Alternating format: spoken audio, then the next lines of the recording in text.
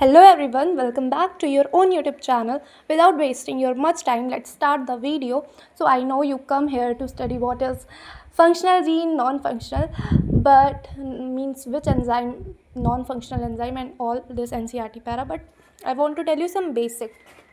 Gene क्या होता है यू ऑल नो, अलील क्या होता है यू ऑल नो, बट फिर भी मैं क्लियर कर देती हूँ what is a gene and allele. So gene is a segment of DNA जो कोड करता है हमारे पर्टिकुलर कैरेक्टर्स के लिए. फॉर लाइक हमारा हेयर कलर हो गया, हमारी हाइट हो गई, हमारा आई कलर हो गया. उसी जगह जो अलील है वो बताता है कि अच्छा इस कैरेक्टर की ये टाइप है. एक ब्लैक कलर का भी आई कलर हो सकता है, ब्लू कलर का भी आई कलर हो सकता है. और हमारे जो अलील्स होते हैं वो ऑलवेज दो होते हैं, लाइक इन पेयर होते हैं, क्योंकि एक हमारा फादर से आता है और एक हमारा मदर से आता है. It should be heterozygous condition, it should be homozygous condition. So let's start our topic. जो अलील अपने आप को एक्सप्रेस कर देता है इन हेट्रोजाइगस कंडीशन उसे हम कहते हैं फंक्शनल, और जो अपने आप को नहीं एक्सप्रेस कर पाता उसे हम नॉन फंक्शनल कहते हैं. So let's take an example of gene. तो जीन की हमेशा हमारे पास दो कॉपी होंगी, ठीक है.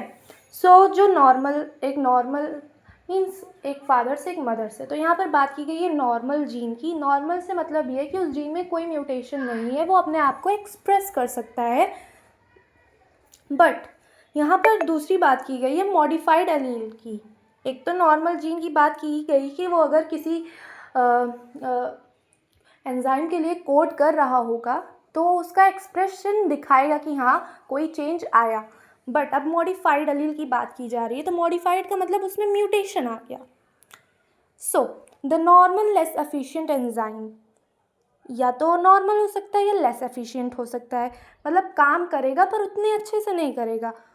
अगर कोई चीज़ म्यूटेट हो गई, उसमें कोई म्यूटेशन आ गया, ठीक है, तो कोई एंजाइम तो बनाएगी पर वो फंक्शनल ही नहीं होगा, उसका कोई मतलब वो कुछ कर ही नहीं सकता.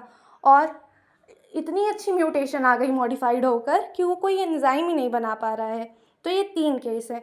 अगर मॉडिफाई हो गया तो चलो ठीक है, नॉर्मल सा लेस एफिशिएंट ही बना देंगे या नॉर्मल ही बन जाए. दूसरे में बना देंगे पर वो एंजाइम किसी काम का ही नहीं रहेगा. तीसरे में ऐसा कि बनाएंगे ही नहीं. मॉडिफाइड अलील की बात यहाँ पर ये चल रही है.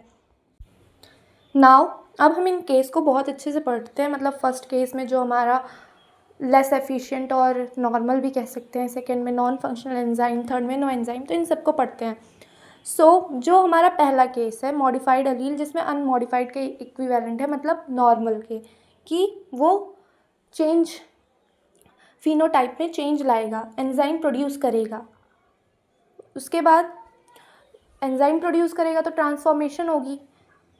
सेकेंड केस में क्या था कि अगर अलील प्रोड्यूस कर रहा है नॉन फंक्शनल एंजाइम, और तीसरा क्या था नो एंजाइम. अगर नॉन फंक्शनल एंजाइम में तुमने एंजाइम बना दिया और वो किसी काम का नहीं है तो उससे कोई मतलब ही नहीं है, वो बस पड़ा है. और इसी तरह नो एंजाइम में तुम बनाओ या ना बनाओ, काम तो वैसे भी नहीं कर रहा है. सो इसमें फिनोटाइप इफेक्ट हो सकता है क्योंकि तुम्हारा तो कोई एंजाइम बना ही नहीं, हो बना तो किसी काम का नहीं.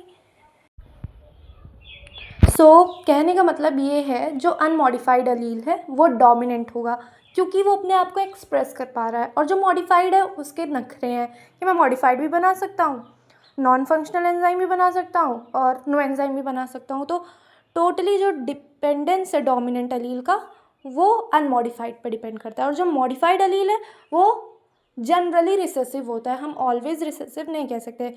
Hence in the example above the recessive trait is seen due to non-functional enzyme. recessive trait किसकी वजह से आया है? non-functional enzyme की वजह से और because of no enzyme. hope so you will understand. unmodified और modified में इतना समझ लो कि जो dominant है वो unmodified से है और जो recessive है वो modified से है. modified के किससे? दो बताए गए हैं, नॉन फंक्शनल एंजाइम और नो एंजाइम से.